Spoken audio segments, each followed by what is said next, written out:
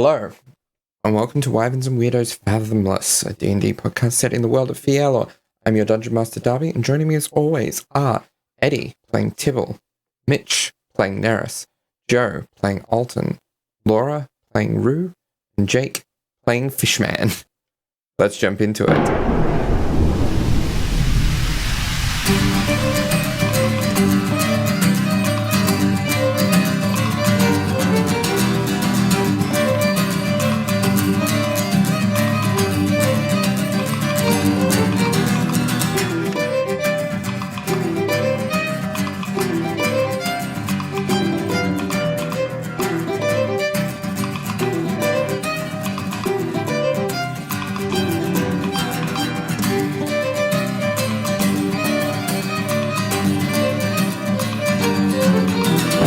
So, where we last left off, the party, the crew of the Polaris made their way back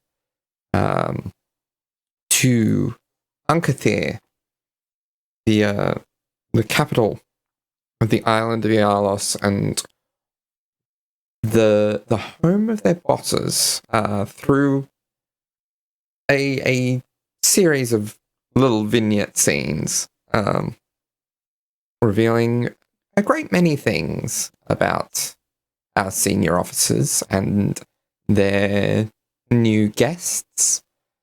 But it is finally time that they return to the capital to face their bosses and say, "Hey, we've done our job."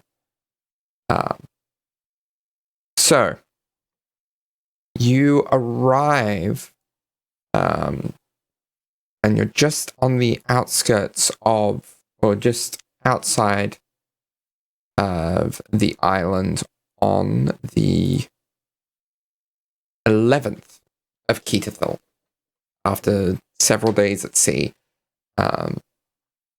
And you see ahead of you this port city that most of you would find familiar, other than 𝗏.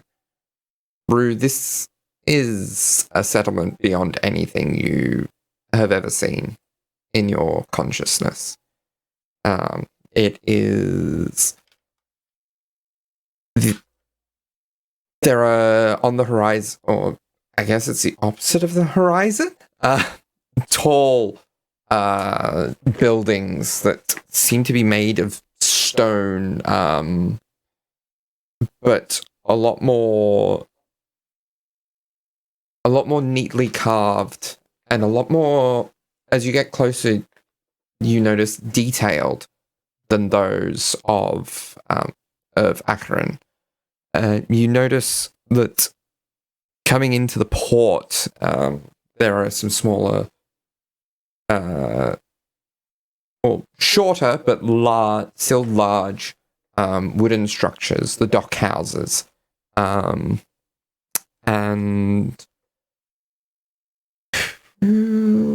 can I get everyone to roll me a perception check? I will note it will be at disadvantage. I'm sorry, because the weather is a bit overcast and starting to rain at this point in time. The captain rolled an 8.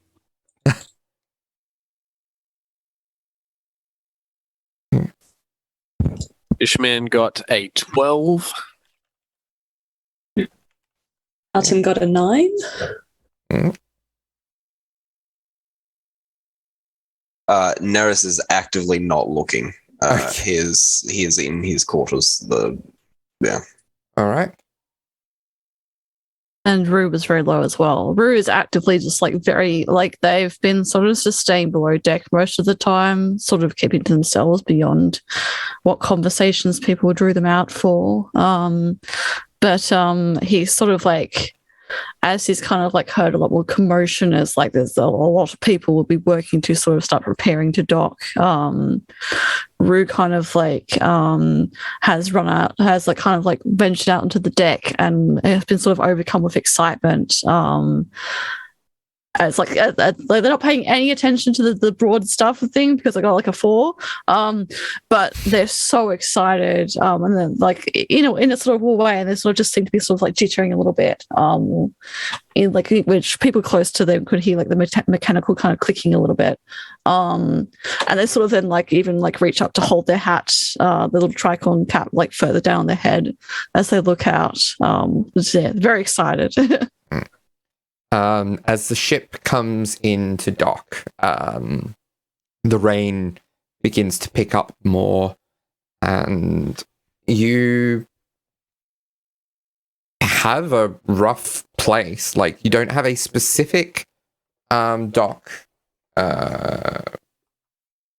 position associated with you, but you have a region that is generally reserved for ships that fly their banners under the heads of the Hydra, and because of that, dock fees and everything are obviously covered by your employers. So now that you're in this big city, what would folks like to do? Someone will need to go to report to the heads of the Hydra at some point. But beyond that... So, Tibble, as we dock, this would be a common occurrence whenever we do dock at major port cities that we know we're going to be stopping over in for some amount of time. He calls a crew meeting, and those that are assigned to shore leave, he addresses, and, you know, I won't RP this whole thing, but he addresses the people that are assigned to shore leave that were awaiting this opportunity to dock, and allows them their leave, maintaining for a rough period of time when they will dock again, and just telling them to be around this port city to, hear for them and give him a rough address of where they will be able to be found when they stay back in the city again, so that he can send message for them to return to the boat. He also addresses those that are the crew staying on the ship, which there will be a very small skeleton crew that just manage the making sure that the ship is secure and that it's not being ransacked or stolen, but also to just maintain general repairs and anything that we need to be port to manage and to fix, and addresses them, saying that they will be relieved of duties within shift over the next day. And to the rest of the crew, he reports that we will be in port for a minimum of 3 days, and for us to convene back by dawn on the 3rd day, so that we can reassess our situation and as to whether we'll be staying on further. Once he's gotten that crew conversation out of the way, he does address his senior officers. All of that, of course, applies to you as well. If there are any tasks that you have that you wish to do or that you need to see me for, please let me know. I myself, this afternoon, will be attending, a meeting with the heads of the Hydra to report back on the mission. I do believe some of you may have personal errands that you wish to run, much like the rest of the crew. As long as you're back here by dawn on the 3rd day, that's fine by me. If any of you wish to accompany me to the heads of the Hydra, please let me know. Otherwise, I will be back here this evening before securing accommodation for tonight for myself and Kara. Kara will, of course, be staying back on the ship for now to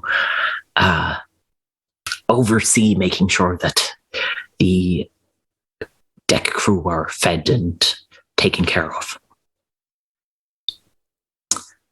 Oh, and sorry, apologies.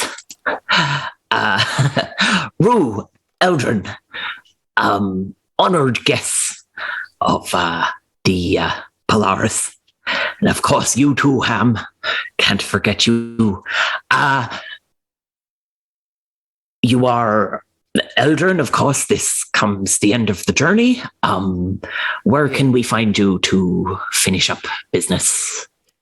Do you know where you'll be staying yet, or would you like to accompany me to the heads? I'll accompany you. That will keep things nice and simple, I imagine. Wonderful. It'll be good to have the company, I guess. But Rue, you are, of course, an honored guest here. Please feel free to explore the city. I know it might be a bit overwhelming for you, so if you wish, I can assign you an offsider. Maybe Fishman. You've been to many a port before. Would you like to show Rue around, maybe? Or, of course, you may have personal errands. I don't want to pressure any of you into anything. I am more than happy to. I don't particularly have much to do, so, and I don't see any reason why I can't do them with Rue. Wonderful. Oh, wonderful. I would appreciate the company. I must say this is so incredible. I've never seen a settlement so big and so many ships and so many people. I might have seen this many before, but I can't. Oh, well, this is so exciting. And Rue kind of like turns from like Tibble to like to Fishman. We traveled here on a ship, so far on a ship. How big must the world really be? How far have I traveled before? This is so exciting. And you would accompany me? Of course. That's very kind of you. I have but one task that I believe I must look for. Well, the second one, of course. The things for Ham. I am not certain if Ham would be welcome upon here with so many people around. It's a port city, Rue. They've seen many a things come and go. Ham should be fine just as long as he doesn't go eating anyone or any of their stores. If you see, you have to buy the things that Ham eats. So just make sure he doesn't eat anything. In fact, before you scurry off, there is one thing, and you see him sort of shift over. We are up on deck, but he kind of kicks up a false board that is next to the captain's sort of. There's like a little captain's hovel right next to where the steering wheel is, which normally there wouldn't be, but he is quite small. So he kind of needs it to be able to shift up. But he kicks out a false board and pulls out a sack of gold. And he's like, do you have like a pouch or something on your Rue? I do have some gold, of course. Please don't trouble yourself, sir. Shh, you're my guest. And you see him sort of reach up for like a pouch or something of yours. It's like, may I? Yes. Okay. And Rue kind of like leans down, kind of like opens up the pouch and just like turns their head quizzically like a bird might. So you watch as he kind of tips in this weighted sort of fashion about 100 gold into your pouch. Okay. And hands it back to you, and he's like, no, This is for both yourself and Ham. Get any provisions you may need. If you'll be traveling with us for a while, you may need to ensure that you are properly equipped. Of course. I Now- was wondering, there is a lot of... You were expecting me to be a guest for a while?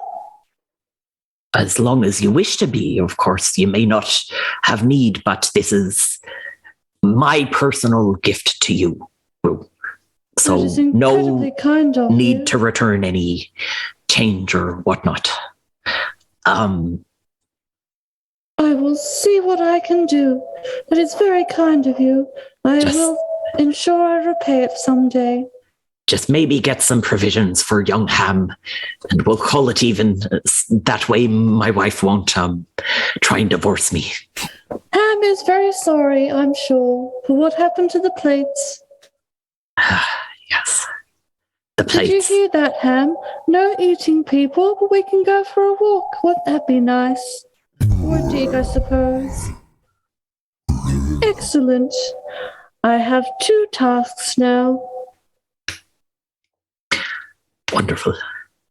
And of course, if any of you wish to accompany what will most likely be a very interesting exploration with young Rue and Ham, please feel free. I do have some tasks to accomplish in this afternoon. I can attend for a small period of time. Of course. Yeah. I've got to run off and meet someone. Sent them a messenger pigeon earlier. But, you enjoy. I'm sure we'll all be very excited. We'll have a wonderful outing together. Yeah, it's going to be lots of fun. Alvin says, looking at Ham. Ham's little beady eyes stare back at Elton. Unrepentant. Alton just kind of does the things to eyes like, I know what you've done. Probably like chewing on like some, like, I don't know, ladle or something like that. Tibble walks up to Ham, gives him a pat on his snout, and he's like, all right, well, you lot enjoy the limited shore leave we have. As I said, I'll be back on deck this evening before finding accommodation for the evening, because as much as my bed on here is comfortable, I would like a nice meal, and to be able to treat my wife to a nice meal that she has not cooked herself. So I will, if I do not see you this evening, I will leave notes as to where I'll be staying, if any of you need to find me. And those of you with magic and the sort or the facilities to just do that thing where you can talk to me or whatever. Eldrin, shall we head? That sounds delightful. Perfect. Well, the rest of you, enjoy this, stormy day. Try and pretend it's sunny and enjoy. All right. Well, of course. Travel safely, Captain. So is anyone else Do it on joining? us. Is anyone else joining Tibble and Eldrin? Don't believe so. No? Okay. We're excursioning into town. All right. Well, in that case, what are other people intending to do in town? We'll jump to Tibble and Eldrin a bit later. Well, I guess like Rue sort of like it's just again just kind of like clacking a little bit, just like excitedly. And then like I guess when we leave the ship, which again would like the I don't know the boarding terms for ships. but like it would buckle quite a lot because Rue's heavy, Ham is very heavy. I imagine Ham is immediately very interested in everything because Boulette's kind of like sense tremors and things like that on the ground, so there would be a lot more motion and movement everywhere currently. But yes, and then Rue's just kind of just like oh my goodness. I will also say to some degree, like, because Ham has like these like spiky sort of shark-like fins, because land shark, and also like Ham's just built different. There is like a little bit of like a Rue has kind of precautionarily kind of like tied around like a little bit of rope around like this like a particularly jagged sort of little shark fin shape. And like Rue is very easily holding on. The rope, however, is just like straining. And then Rue just kind of just looks around at the sort of group that they've accumulated. And they're like, "This is so exciting. Have you all been here before? It implied so." We have, I believe a lot of us have been here on multiple occasions. Our vessel has docked here after almost every mission that we've done. Oh, it's like your home in a way then. Not a Somewhat. home. A place. Location that we frequent. This is work to me. I see. Is the ship your home then? In a sorts. This is too philosophical. This is very exciting. And there are so many people, so many places. Houses built of stone that are so tall. This is incredible. I shall definitely get my task completed here. What you're trying to accomplish? Well, I have two now, of course. I, as the captain requested, need to obtain more food for Ham, so that Ham stops eating things in the kitchen. And my primary task, well, Fishman, you have been very helpful and very friendly, and I know what I need to find. I'm going to find a source of apples. Imagine you could find many here. Yes. So I'm quite excited. I have an idea of how to find some, of course. But if you know any good locations, please do let me know. In the meantime, and Rue sort of like bounces, it's still like bouncing a little bit on the back of their, like, it seems to be like they have like heels, slight heels to their boots, and then kind of like touches their long claw-like fingers together in a particular pattern, and which then like pulling out sort of a small bluish strand of light, which sort of wells up through the seams of one hand and then lights up in the other. And then the hand immediately points in a direction as they cast Locate Object. Which is basically, since the direction of the object's location, as long as that object is within 1,000 feet of you. If the object is in motion, you know the direction of its movement, blah, blah, blah, blah, blah. Obviously, it doesn't need to be a specific item.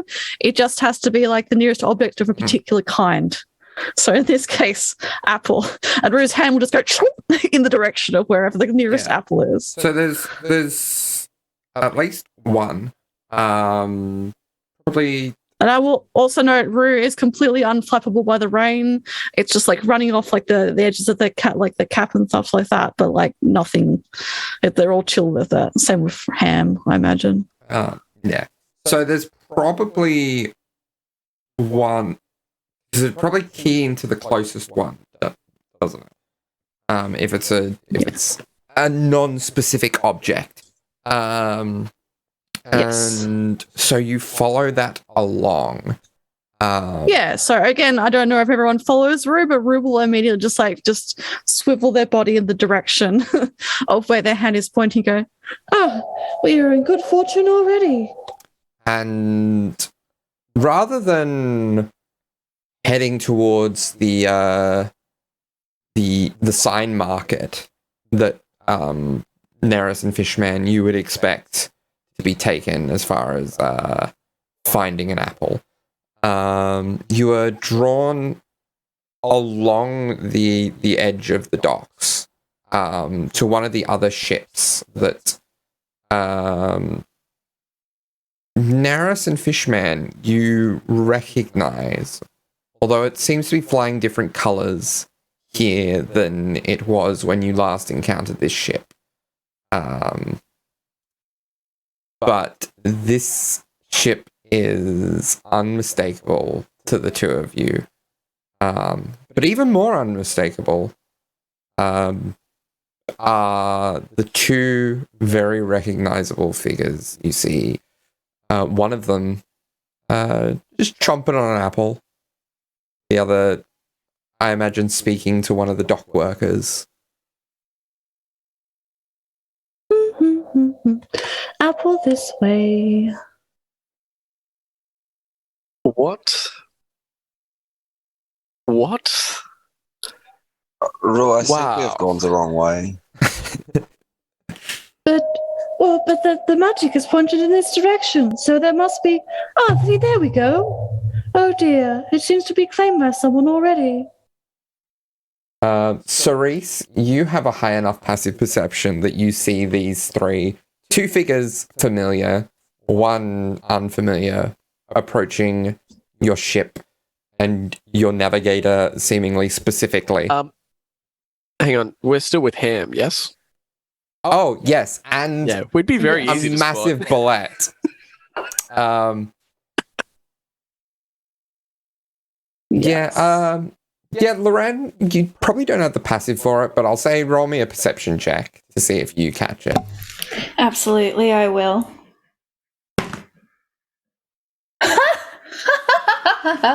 This is a very good apple. Because that's a 3. Yeah, so you don't notice them, but Cerise does. She's like biting into this apple. She's doing that thing where she like throws it up and bounces it off the back of her hand and catches it and bites it. And she's like talking with like the food in the side of her mouth. And she's just like, I'm just thinking, Captain, because like the navigation port, it's simply up far too high. I just can't get any like actual visual from up there. I feel like we need to lower it about 5 feet. What do you think? Turn around. Bright eyes. And then she turns around and just stops. And this big grin appears with these pointed teeth. Well now, a group of friends. How are you all? What a coincidence. Don't believe in coincidences. Believe in fate. Are you already well acquainted? Quite. Really like turns to like Fishman and Neris. Fishman will turn to Cerise and go, Captain Thunderbolt. But he'll say it under breath, actually, because he would have recognized the different flag and the different banner and such. Hello again. Or is it not Captain Thunderbolt at the moment? You can just call me Captain. Unfortunately, it doesn't work like that.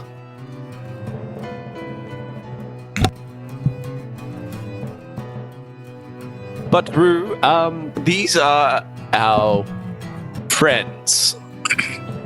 And he does air fingers. I believe... I'll be completely honest. I still don't know where we stand with you. I don't know what you're talking about. I think we made a wonderful impression on you all. You certainly left a lasting impression on some of us. And she'd been like half turned looking at you all. She turns around fully. And Neris, you would remember that holes were ripped into her clothes from a certain bitey boy last time you all met, and you see that they've been mended, but hanging in her hair over that shoulder is a new braid with a string of blue beads, and hanging from the end is a shark tooth that you remember Alton having to pull from a wound on her shoulder. So you know immediately it is one of Janice's.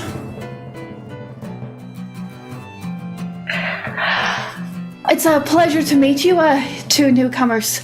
I'm Loren Hartwillow. This is my captain. Is this, all of your land party? Where's the big fella? Ashamed to show his face? Where's the purple one? You haven't left him alone with the knives, have you? We are all exploring the town. Might I ask what you are all doing as well? I was not aware that you would be here for another couple of days. We met with a good head, with a good wind. We can be lucky. And you know, and her voice goes quite quiet when she leans a little closer to Neris. It's foolish not to prepare.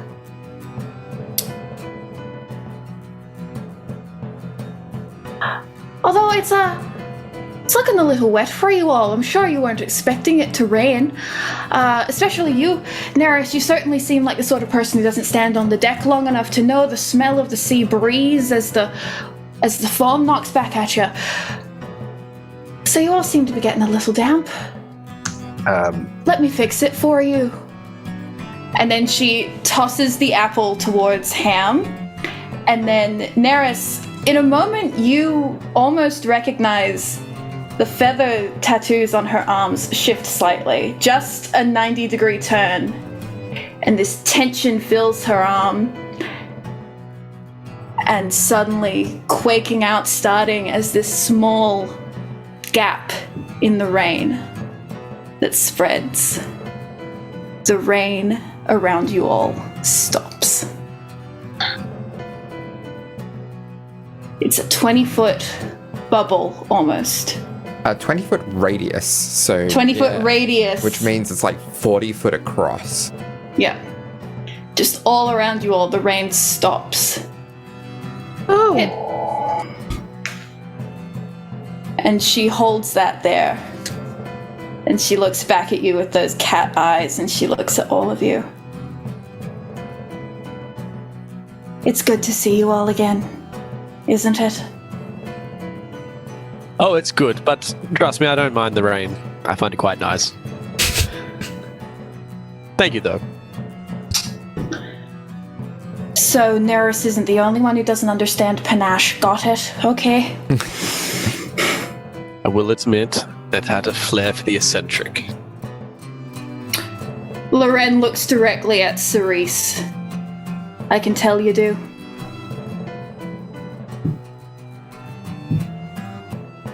So who are your new friends?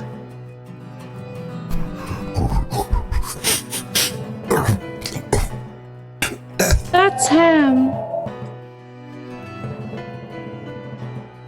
This is Rule Friday.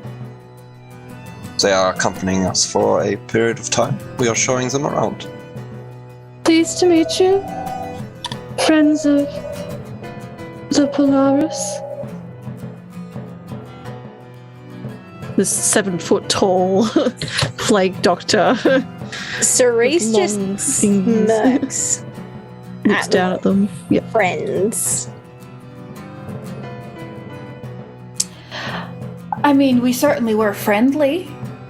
Some of us more than others. She rolls her shoulder back at the same time. She once again looks between Cerise and Fishman.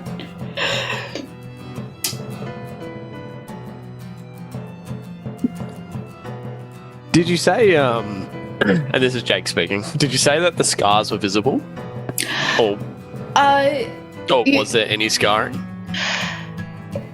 You can't tell if there is physical scarring on her body. What you can see is mended holes in her vest and shirt.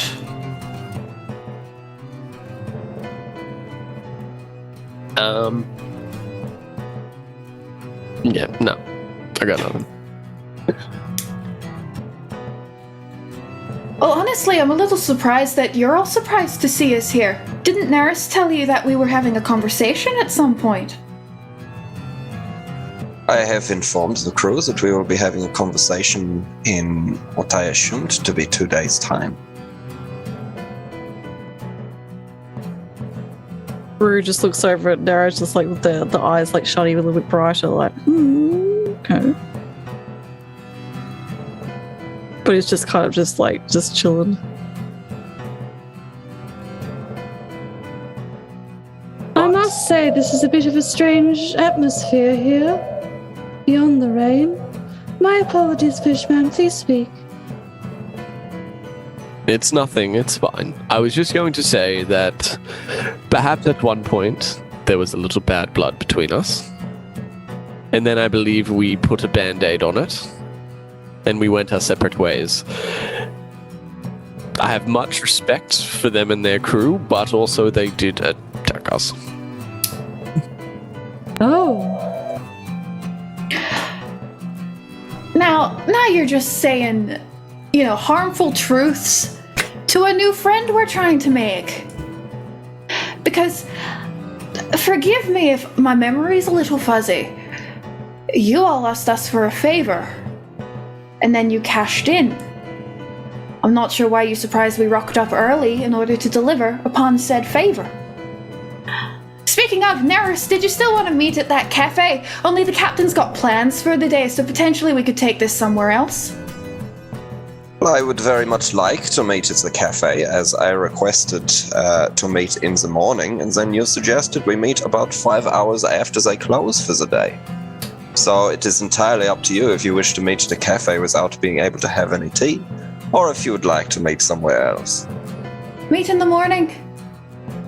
You need to work on your diction. I didn't hear that at all. I swear I heard sunset. Why would I suggest sunset for a cafe? I don't know, mood lighting? Was it not you that said I have no flair or panache? Why would I be curious about mood lighting? Well, I don't know. Potentially I was assuming Alton was going to be there and maybe you'd feel inspired, but there you go. That man's certainly moody. Do you have another recommendation for a meeting point? Captain?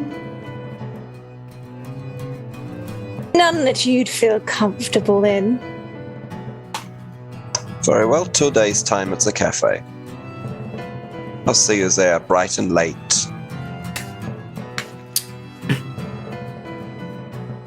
You hurt me, 𝗖𝗧𝗧. Fine. I guess if you want to wait for your information, we can wait 2 days.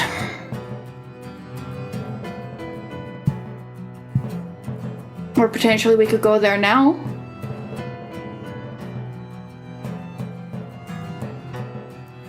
If you are willing to wait for the rest of the crew that are pertinent to the conversation, we can go in a few hours.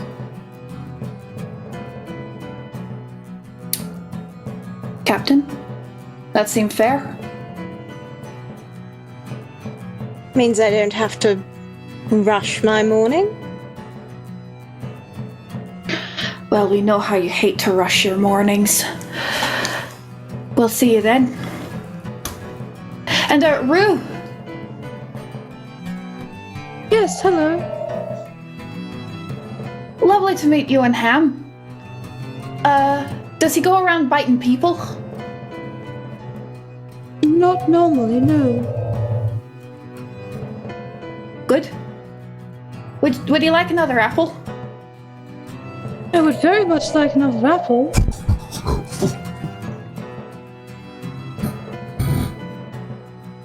I'll do you two. One for you, one for him. That would be perfect. That's very kind of you. I must say, the atmosphere here has been very awkward, but you seem very lovely. I do, don't I? And then she reaches into her pocket and pulls out 2 little bright red apples. And she tosses one towards Ham and then walks over to Rue and drops it in their hand. And again, that Rue shifting rain disc.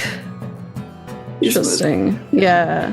And Rue grabs the apple, but then like the magic that lit up the hand, that's sort of like once this conversation that was clearly not involving Rue started happening, Rue just started like shook away the magic on their hand and then just kind of sort of like folded their hands in front of themselves and was just like watching very like reserved like they've been doing for most of their time aboard the ship. But at this point they reach out and catch the apple when she drops it in their hand. All right. Thank you very much. That's very kind of you. I like to perform a kindness now and again. Rue Friday. I'll talk to you later today. Of course. Catch you around, Polaris. And then she drops the halted rain. Although she stops it over Neris first. Neris re-angles his umbrella so that he's nice and covered and kind of, it's got an umbrella. with the other hand, kind of props up the collar a little bit more, make sure it sticks up a little bit more, and shakes himself off. And will nod to first the captain and then Lorraine. And we'll turn and walk away. All right. Alton, where did you make your way to? Yeah, so Alton probably would have stayed on the ship for a little bit longer. He would have first gone back to his quarters, and he would have probably like tucked away, like, I don't know, like under a floorboard with like something on it. He would have grabbed out like a coin purse with his money in it, and then he would have gone and gotten another fake coin purse, popped that on his belt, put the actual coin purse into his boot, strapped some daggers into his belt stealthily, probably takes one of the pistols just in case, just getting ready for the trip. Yeah, and then he would duck into the kitchens to check on Kara. Just kind of duck his head in and be like, all right, Kara, everything's set for the time off? Obviously, all in sign, I imagine. Yes, you'd be trying to sign it along. Yeah. Probably be able to speak in that manner. Right. So I know you're going to be able to. Should be fine. Reminder: don't let anyone into the kitchen. No one is allowed in the kitchen. Do not let anyone in. Would be real great for my peace of mind if you could please enforce that rule. It's no one allowed in here. No one. I don't care what their reasoning is. Just us in here. All right. Kara, as Alton sort of stumbles through parts of that he would know how to sign,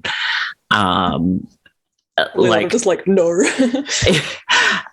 moves forward, just kind of grabs his hands to stop him from like speaking in her language, and signs a few things. A few words that you pick up, but then also notes them down and sort of turns the note to you. And she's like, do not worry. I'm not letting that fucking dog anywhere near our kitchen. And everyone else is on very thin ice. Good. Yes. Glad. I don't know if I'm glad that ham creature is going to be on the island with me and away from the kitchen or not. But yes. And he probably does look a bit nervous. And he kind of like latches on like, yes, I was talking about ham. Yes, absolutely.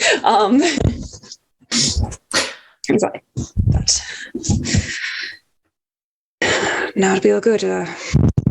Anything you want me to pick up from the city?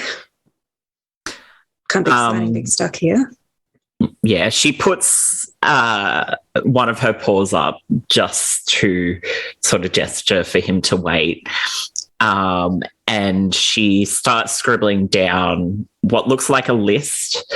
You'll see that some of it is just some stores that you know need to be replenished, and others are things that you in particular would know that Kara uses for different tinctures and potions, not potions within the magical sense, but potions within the medicinal and herbal sense. And so just various different herbs, some of which she's put a little star next to for like maybe hard to find, don't worry about.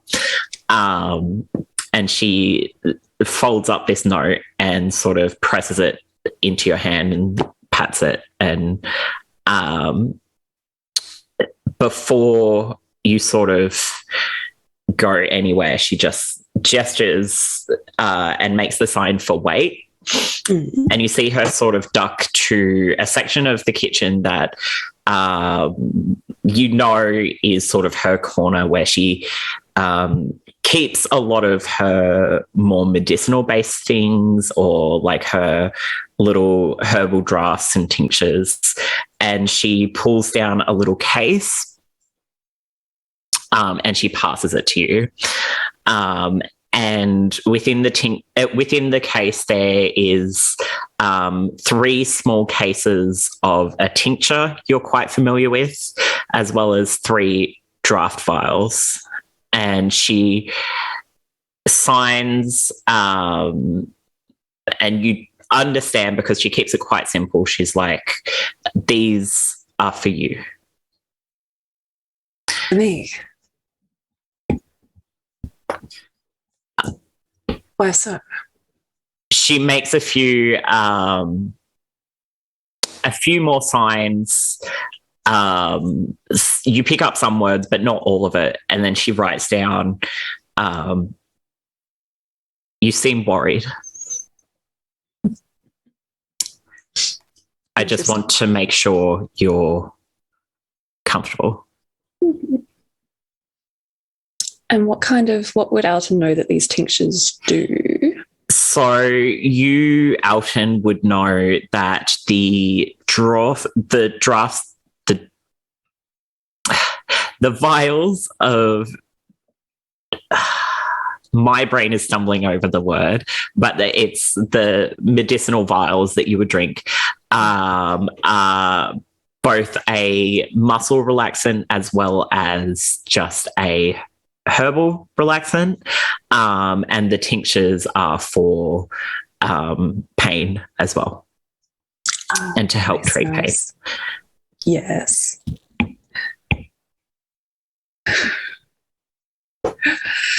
I see. Yeah, thanks. It's, he kind of does this usual sharp tooth grin, but it's kind of quietly angry. One of those days. Yes, great. She puts a paw on your hand, and she's like, she makes this sign that you know from her teaching you sign language that she uses quite a bit, which is just misunderstanding. And you see her write down, and she's like, you don't seem bad today, but you seem stressed. I just want to make sure that if you need it, it's there.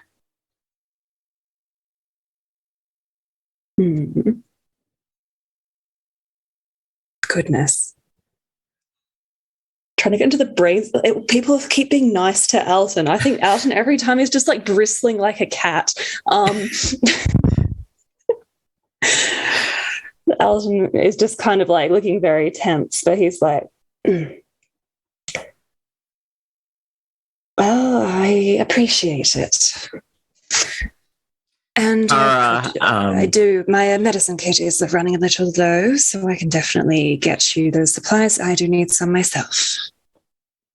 Kara just sort of snorts when you say that you appreciate it. And she does this quick sign that, once again, you pick up a couple of words from. She doesn't elaborate on this one. But you see the sign for stubborn and the sign for like my husband. I feel like Alton wouldn't like be like yeah, ridiculous, and be like just do an expression of like no. But she does laugh a little at you. And you see her sign something that she has signed at you a few times before, which you recognize to be worry less. And not in a like demanding sort of way, but you know it's in a very like, you know, don't worry about it sort of way. All right, I'll do my best. Okay.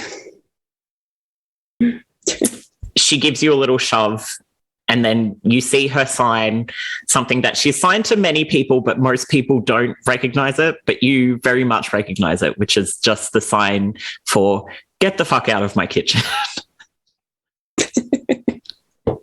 He grins at that and he's like, all right. Excellent. Good attitude. That reassures me. All right. Don't let the staying on board crew eat all the supplies. I'll see you later. She just signs again at you and just, it's stay safe and walk steady. He just nods a farewell, and then he will get onto the shore, leave the ship. All right. So, your contact. Yes. Yes. Whereabouts were you hoping to meet up with them? Like general kind of place. Well, he must be having is it like lunchtime or something? It's probably getting into lunchtime by this stage, yeah. Yeah, we'll probably go to like meet up at a tavern. Okay. What kind of quality tavern?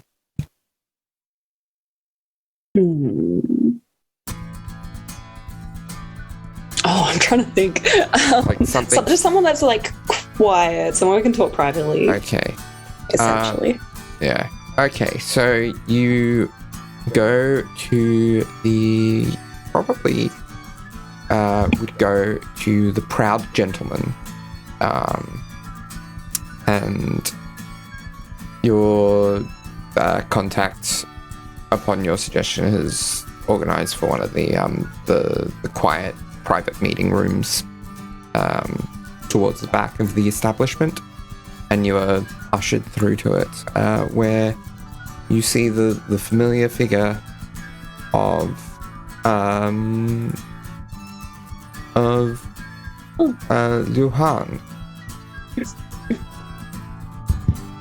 Oh, hey there. Fancy digs? So you're doing well for yourself? Of course. How about you? You mustn't be doing too bad for yourself on the Hydra. I hear you're a senior officer and all. Yes, absolutely. I mean, okay. Are you looking for compliments? Because yes, I do appreciate the position you got me. No. It pays extremely well. The heads of the Hydra do Still- that. Yeah. You should see my salary. I've never seen that much gold. But still insulted that you decided that cook was the only option. Seriously? Cook. The highest position of authority I have probably in my lifetime, and I'm a fucking cook. Thanks. And he's a bit teasing about this. I did what I could. There's only so many positions available at any given time. Yeah, and any level at a certain level of urgency too. And- No, that was very much appreciated. Usually when they're looking for a healer, they're looking for someone with a bit of a magical bent as well as the old-fashioned stuff. Yeah, really. Yes. No, I haven't heard that one before. Thank you. Did you come here to listen to my rant again? No. You had questions, did you? Yes. I mean, nothing super urgent, but it has been a little, I've been pretty cut off sailing on the seas and everything. Of course. So, I'll see what answers I can give. all right. And so, kind of like leans forward in its seat and takes on a much more serious tone. So tell me, did any more of the group survive? Found any more of them? What have you heard? A stern look comes over the otherwise cheerful, middle-aged human face. Last I heard, the last of the lakes were chased out of Fathomless. Fuck. But they got chased out. They didn't hang them all. Well, they hung what they could. 𝗖𝗔𝗦𝗧's great, but not infallible. Though, she doesn't take well to loose ends, from what I've heard. Really? No. So they're going to be looking for all of them. Oh, of course. She sent out her best, from what I've heard, to recover any of those loose ends that got away. I've evaded capture this far by lying low. Yeah. Reasonably. No, it's good you... I mean, you left before any all that shit even started, so... That definitely helps. Yeah. Fucking hell. And say They're that. chasing everyone down now. First they come into the island and... Fuck. I mean, half these people are just low level. They're not anyone of importance, and they're chasing them down. Can I say? 𝗖𝗔𝗦𝗧's thorough. What was that? 𝗖𝗔𝗦𝗧's thorough. Lanesborough. Thorough. Okay.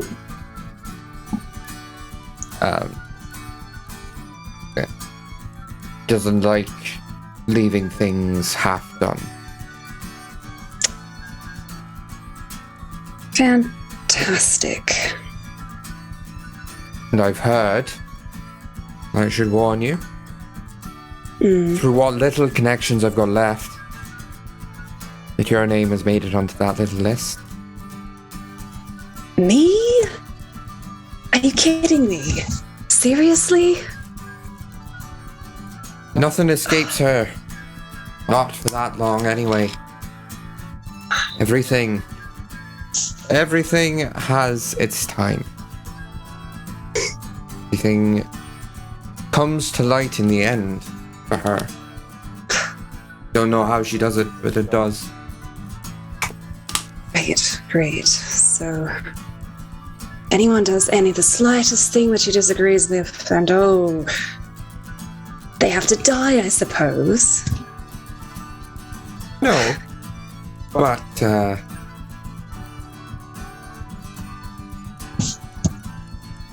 she doesn't favor those who have gang involvement, like you and I. Yeah. Even if Any little bit of involvement. Even if you were just a healer, and I just defense. Fucking hell. I thought I was lucky to get away from it all when all those other fools got caught. Done well so far. Yeah, I didn't really think I had to hide much because I didn't think anyone in their right minds would come after me. No. Great. I'll have to be a bit more careful, I guess. Try to keep my distance from any of the isles nearby.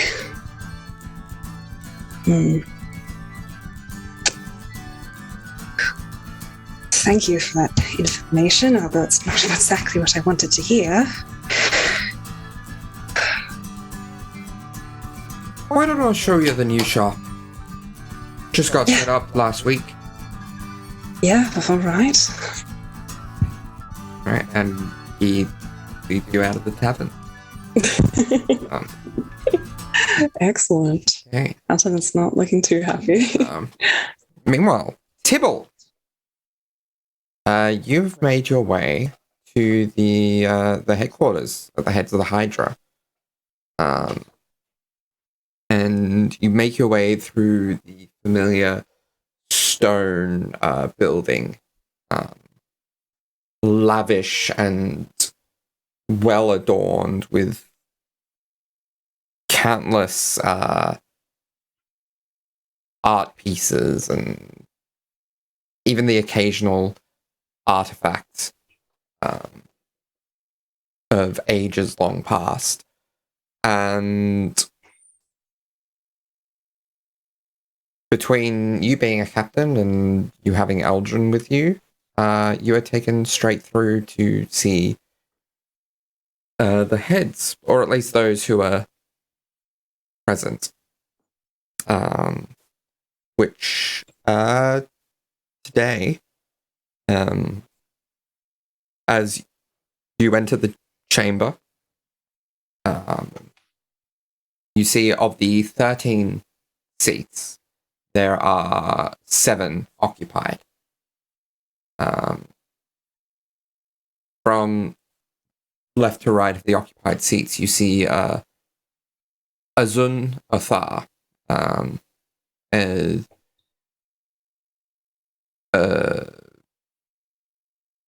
who is a gnome, forest gnome of deep blue hair, wearing noble regalia. Then Rosh Kavar, a tall being of androgynous appearance, who is similarly in a lavish garb. Next down the line is dressed in black, 𝗔𝗦𝗧, female tiefling. She is green-skinned and has long, twisting horns curling back towards her ears.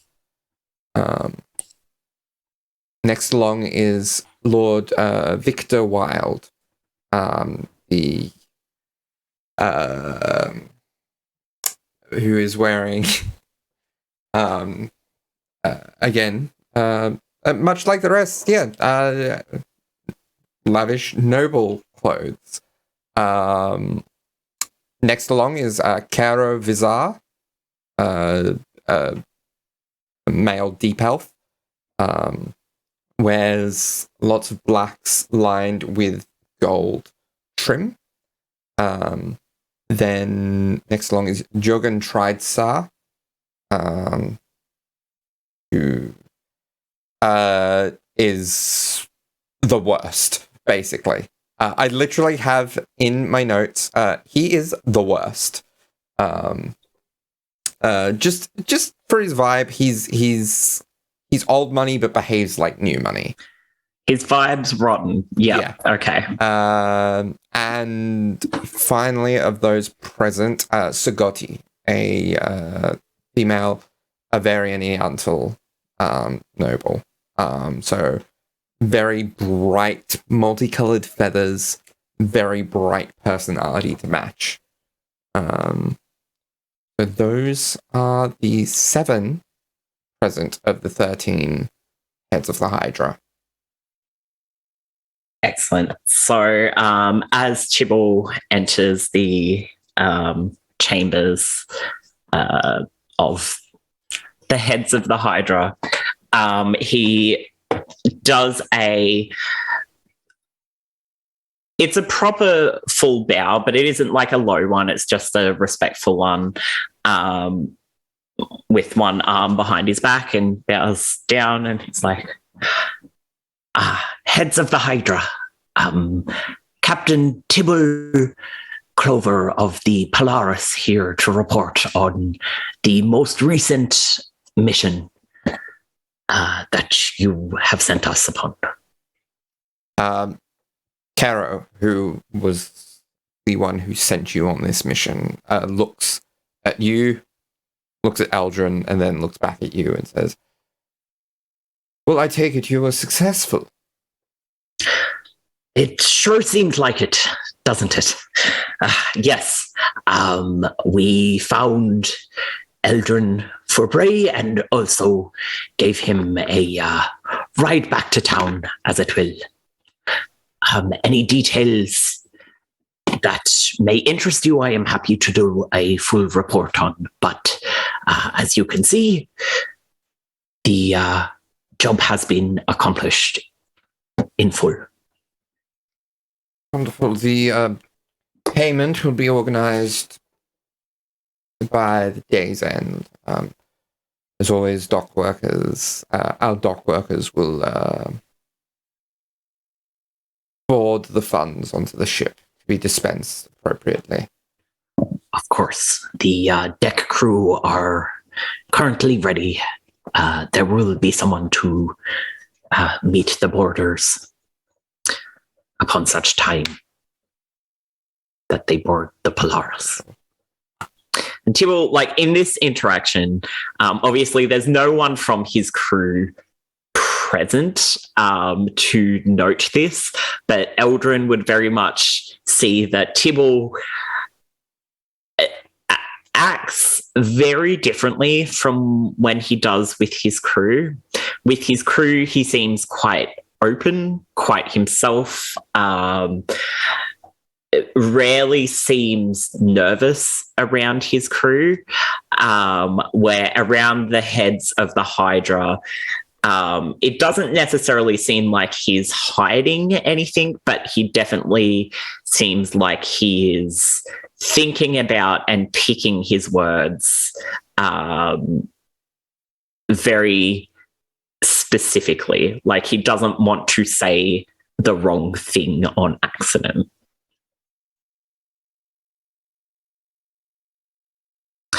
Are there any details of the mission that you wish to discuss? A mission report or such? Or are you happy just knowing that the job was well done?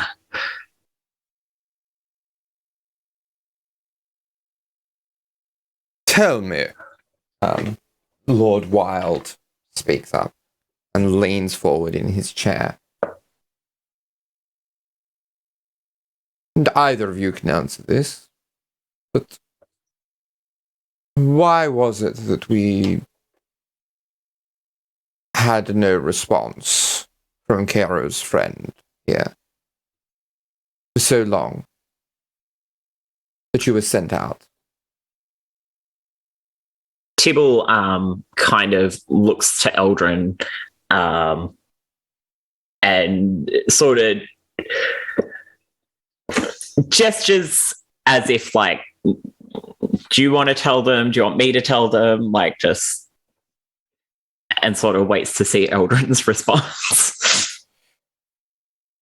I was captured. No, that's not his voice. I was captured by a strange ooze that was cultivated on the island, and Captain Clover and his crew were kind enough to liberate me from my captivity. I have promised as well that I would see that an additional 1,000 gold would make its way into their funds, that I am happy to pay forthwith.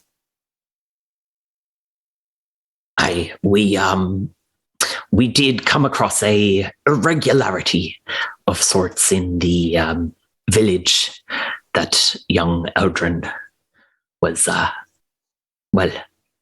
partaking his studies in. Acheron was overrun with a oblex that we have since scourged. The oblex is no longer an issue for the people of Acheron. So, of course, that not being part of our mission, just something that we decided to do. 𝗖𝗔𝗦𝗧 says, I'm sure that will all be covered in the paper report as well, I would imagine. Of course. And Tibble does produce a paper report. I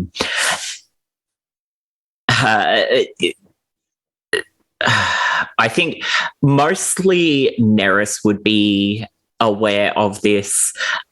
Janice would have also been a crew member that is aware of this, but Tibble actually keeps quite an extensive captain's log of events that happen.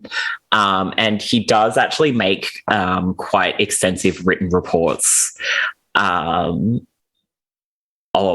every mission that happens that he keeps within a file. And he writes 3 different versions of each of these reports. So there's a personal report, which he writes within a personal journal that includes details and information that he personally has picked up. And the notes and details and information are things that are mostly to help him further understand his crew. There's a second report that is made for crew's sake. So if anyone in the crew wishes to look over or understand what's happened on a mission, that's readily available to the crew. And it just outlines exactly what happened, exactly what was gained. And there's also a Hydra report, which details things that are relevant for the Hydra to know that not always, but sometimes will leave out specific details that either wouldn't reflect well on the Polaris within reason. Like, obviously, they have to know details of the mission. And if there is something that could get back to them of a major mistake they've made, that will be in there. But when it's small things like a small misstep of guidance or there are just details that he might leave out. For example, this report does not have any mention of looking for or finding the notes of Eldrin's, as that was not part of the mission. So it was a detail that Tibble left out, as that was a personal task from Eldrin. He does report on himself being taken. by the Oblex. He also mentions that they have taken on a personal guest.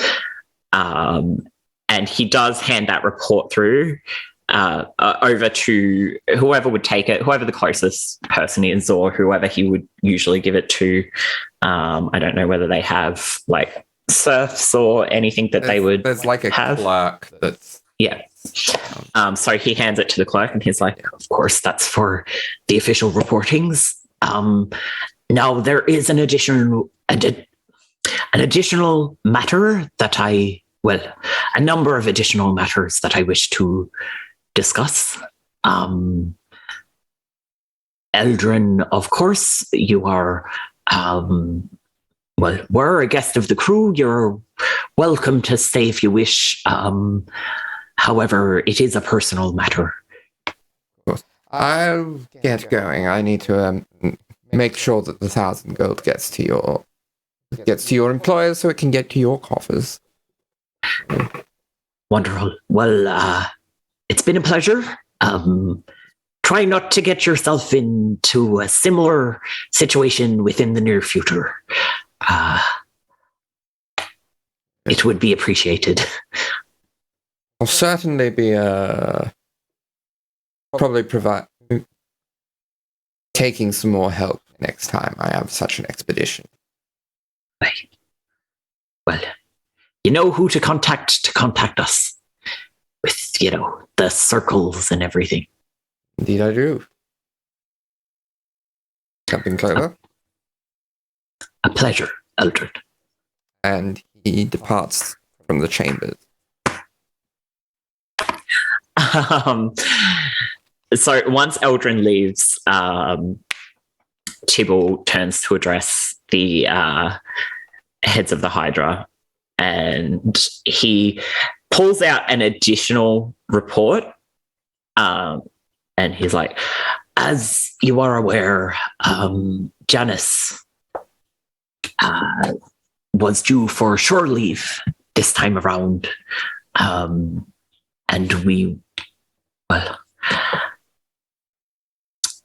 he was due for shore leave to visit his loved ones at next port, which would be this visit. However, we have had an incident a few weeks ago. 𝗔𝗦𝗧 is no longer aboard the Polaris. There will be a report with unfortunately minimal details. We were boarded magically by associates of 𝗔𝗦𝗧 who have since taken him. We are not aware where. We believe that it is not of 𝗔𝗦𝗧's own free will.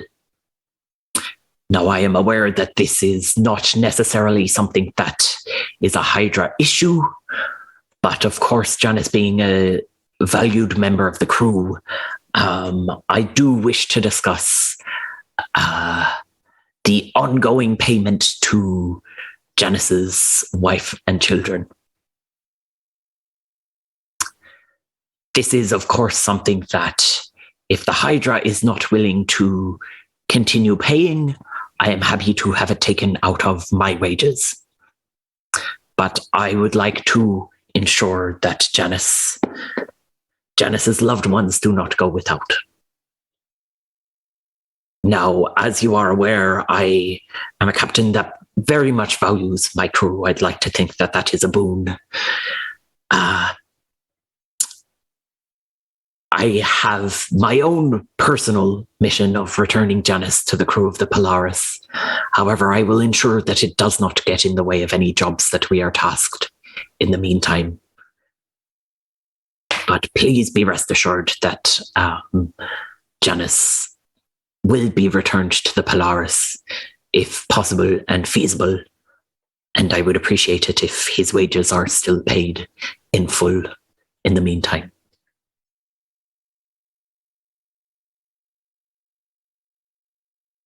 am also happy to make a charisma Yeah, roll me a persuasion. persuasion.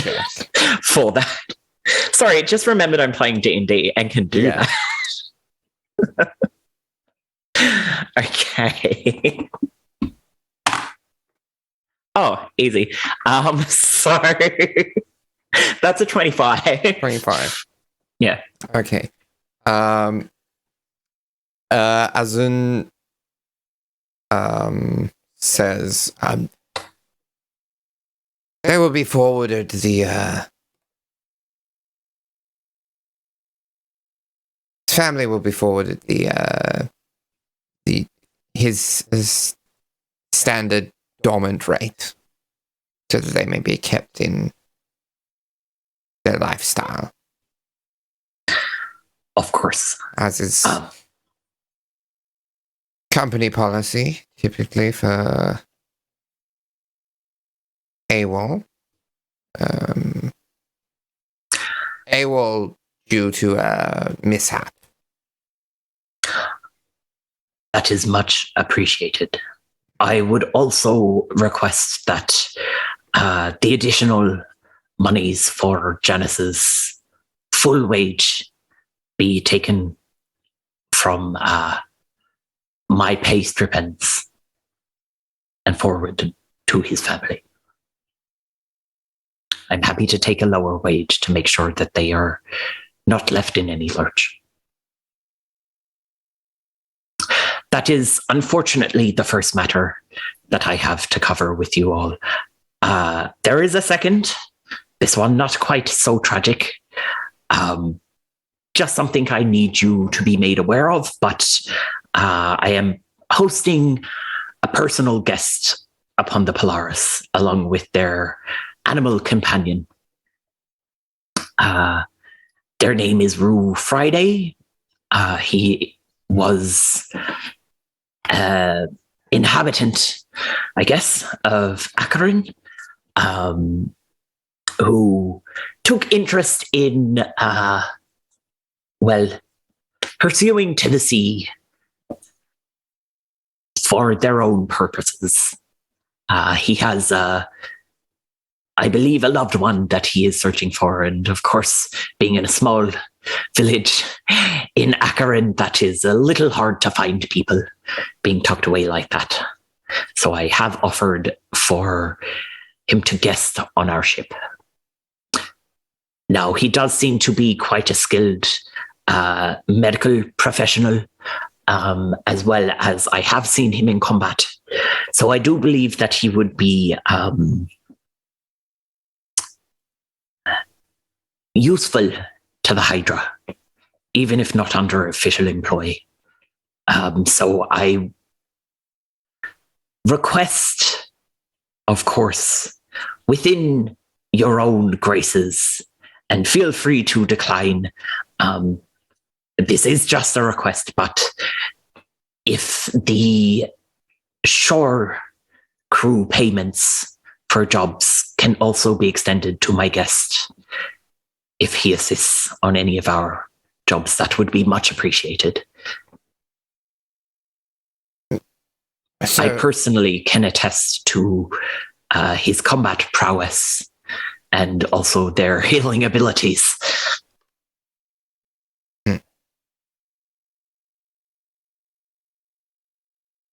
how is their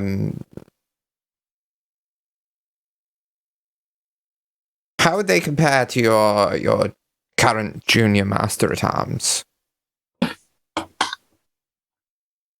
Apologies, let me bring up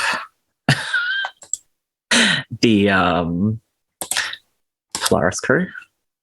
Yes. So that is Floret Flawnbarrow.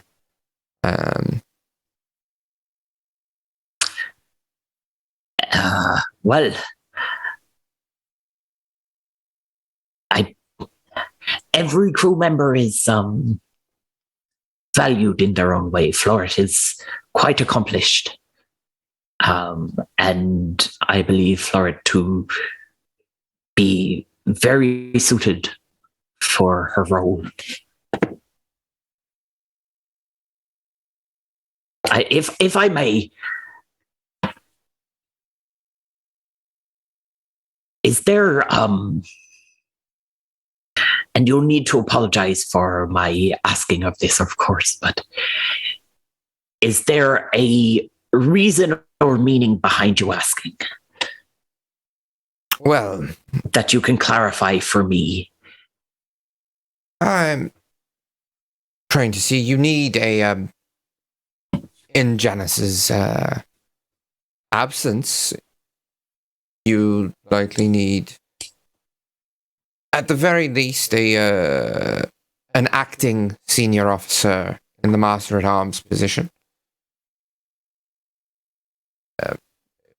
My question was to gauge whether this position was more appropriately given to the currently serving junior Master at Arms, or whether your new companion might be better suited to the role. Of course. If I may, Rue is very accomplished. However, Floret has served under me for quite a while now, for 3 years, 1 year in her current position, and I do not think it fair of Floret or of her capabilities to overhire a newcomer. I do think that Rue is quite accomplished and that they are of equal value with Sword, but Floret here has the seniority. As much as I would love to give that to Rue, I also have not asked Rue whether Rue would like to be an official member of the crew on salary. So that is something that I would have to discuss with them. But if you're asking whether I think that the senior officer position is best suited for Rue or for Floret, unfortunately, I would have to say Floret. All right. Well, in that case, I would suggest that Floret be temporarily promoted as acting senior Master at Arms officer, and through Friday, if be offered, if they so accept, a position as the junior Master at Arms officer. Upon the retrieval of Janice, then things can be revisited, and we'll see where things lie in that regard. Of course. We are at port for 3 days, so I will discuss with Rue and come see you before we leave again. I believe that we will be, well, once we have had at least a day of shore leave, we will, of course, be back to be assigned our next job, or to take commission of our next job. So I appreciate the extension of offer on Rue's behalf, and will, well, if you wish to meet them, I'm happy to bring them along when we come next. For the job acquisition, of course. I think Jogan says, yes, bring them along. Bring them along next time you are here. Someone is going straight to a junior officer position.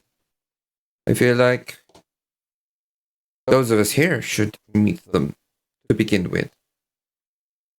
I must say I was a little shocked at even the suggestion of Rue being hired straight into a senior position myself, but who am I to question the heads of the Hydra, but the captain of the ship. Yes.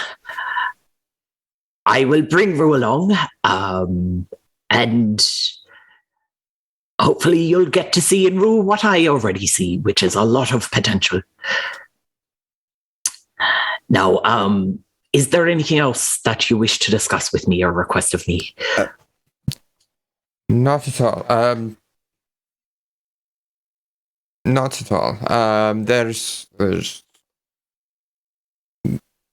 There will be jobs collated for you when you return as things that we believe are matching the capabilities of your ship. Excellent. Once the crew has had their break and the ship has gone through its general service and supplies replenished, we will come acquire the next job. Wonderful. And as you depart the chambers, that's where we're going to leave it for this episode. Thank you for listening, folks. We'll see you next time. Catch you next week. See you next week. Bye. Bye.